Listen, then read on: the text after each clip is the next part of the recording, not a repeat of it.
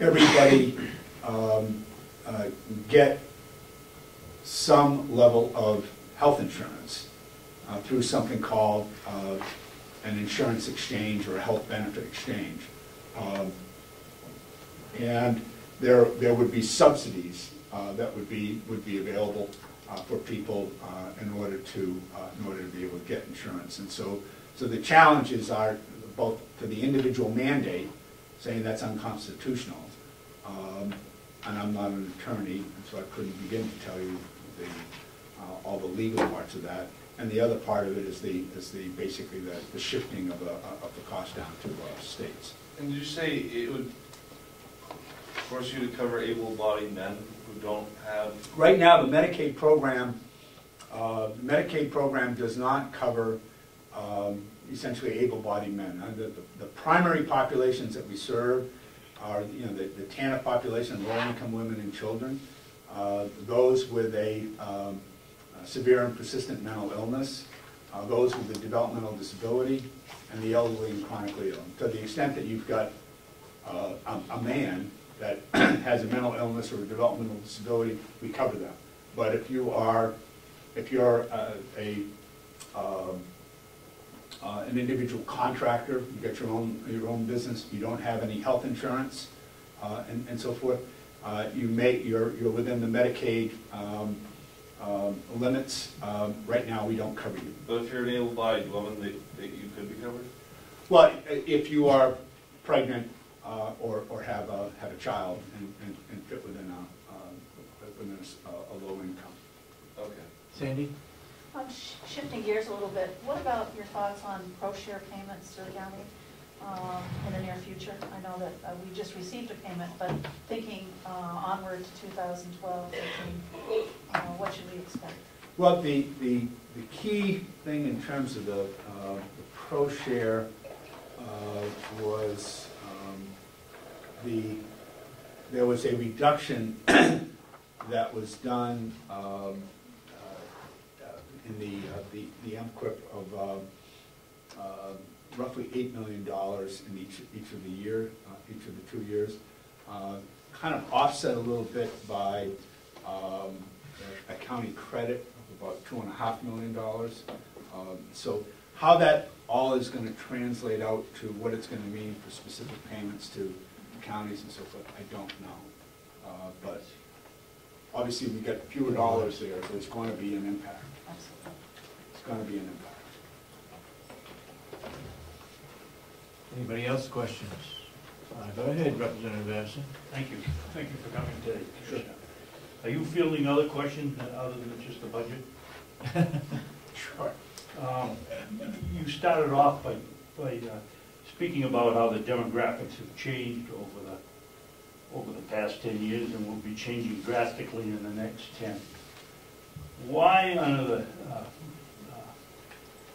certification of needs board, are we only allowed to build the same amount of rooms in a new nursing home that we did in the old nursing home?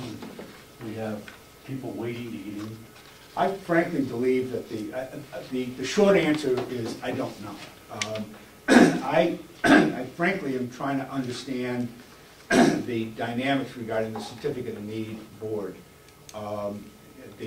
It's clear that with that growth in that segment of the population, that there's likely to be there's going to need to be more beds at a statewide level. How that translates to each area of the state, I don't know. I don't have that level of detail. But the spending on the part of hospitals, and primarily on the part of hospitals and others, really is a significant driver of some of the healthcare costs and so forth in the state. And all that stuff goes through the certificate of need board. And to my knowledge, not a whole lot of things have been turned down there. Where there is that moratorium in terms of the building of the nursing facility beds. We've talked about that needs to be explored, given exactly what it is that you're talking about. And the trick on this is, frankly, it's probably not the right word, but is we could you could look at that moratorium and say, all right, we're going to make a change to that. But from the time that you might say, all right, now we're going to allow more building, there's a big gap there because you have to go up and secure the financing, you have to do the architect, you have to do the site, all that. So there's a pretty big lead time from the time that somebody says, okay, you're able to build additional beds to the time you can bring those beds online, and where's the intersect going to be on that? So I do think it's something that needs to be explored. I'm just not intimately, I don't have all the details on that at this point. I would certainly look into that and be able to have, get back to you or have somebody here to be able to chat with you a little bit more about I think that. one of the issues too, when we built a new nursing home, was that Coos County had a lot of beds that they were willing to give up. Yes. But we couldn't take them because the board wouldn't allow it to go across county lines. Well, see, I frankly, this is something, I remember, I think I talked with, I can't remember if it was either Coos or it was Carroll County back several years ago. You know, when you look at nursing homes, you know, there are segments of the population. Right now, I think all of them are have a similar type of business model, at least the county homes. But there are various segments of the population. For example, we have areas right now where there are we have populations for which we do not have a response in terms of how to deal with some of those people. They have very challenging behaviors. They could be it's the intersection of the forensic system, the elderly system, and those with some challenging behaviors and from either developmental or mental disability. And if you get that cross section of people, could they go in a nursing home?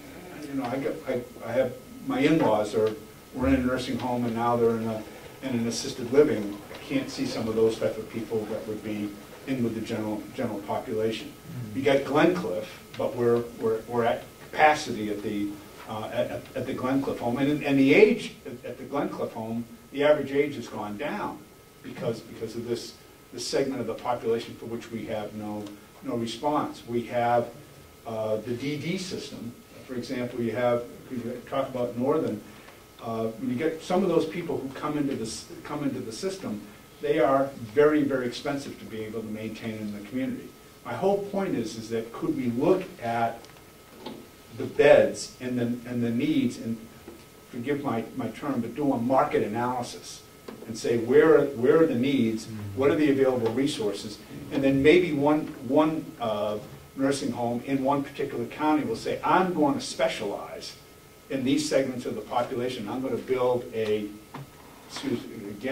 business model to be able to deal with that segment of the population, and the other segment of the population that may be Alzheimer's, it may be something else, that I'm going to have them, I'm going to work an arrangement, they're going to be in another part of the state. I think we need to look at managing our capacity, whatever we have for capacity, and looking at what the demands are going to be, and say, how can we best utilize that particular capacity? Because you'll have some homes that are hurting in terms of being able to have the beds being filled, and then you have other ones that may have a waiting list in terms of being able to get in. Is there some way? And I think the certificate of need board is the vehicle in order to be able to start having that type of a discussion. But aren't we working against ourselves when we begin to specialize in various homes? Because I sit here most weeks and listen. One of the things we've done is as I get it, we're doing more work with Alzheimer's patients because, and forgive me, I can never keep them straight, Medicaid or Medicare pays more money. Isn't the natural tendency of these places, well, we'll do this because we're going to get more money? Well, that gets to your question earlier about managed care, and we have all of our systems right now are built on a perverse payment process, which is a fee for service. So essentially saying it forces agencies to deliver the more expensive type of service when push comes to shove, because if I don't, I'm cutting my revenue. I may be doing the right thing for the client, but now I'm cutting my revenue by being able to provide a lower cost service. Somehow we've got to create the environment where that allows the agency to say, we're going to pay you, and this is what managed care does, I'm going to pay you a certain amount for each person that you're going to serve. I'm going to cap that, and then give you the flexibility in order to be able to say, I could do with something a little bit less over here to be able to conserve those dollars to be able to deal with somebody else over here. So on average, it plays itself out. It's a whole lot more complex than that, but one of the fundamental components of a managed care system is moving away from a strict fee-for-service to a per member per month. And hence that's one of the biggest challenges that we will face on this thing, because if you look at managed care across the country as it relates to Medicaid, there aren't a whole lot of states that have done the disabled, the mentally ill, and the elderly in a managed care type of system. Because again, they're vulnerable, special populations, and that's what I'm wrestling with right now. I mean, I do think that managed care has a number of potential benefits, but we've done well, got to do it right. Because if we don't, then again, I go back to my widget example before. We're talking about people's lives, and so. It sounds like a way to go. Go ahead. I have two more, I guess. And I have all the information we get. Take one of the blueberry muffins, right? Take two. After the 4th of July weekend, I need to watch what I'm eating. We get a lot of information on your budget. None of it ever points to what kind of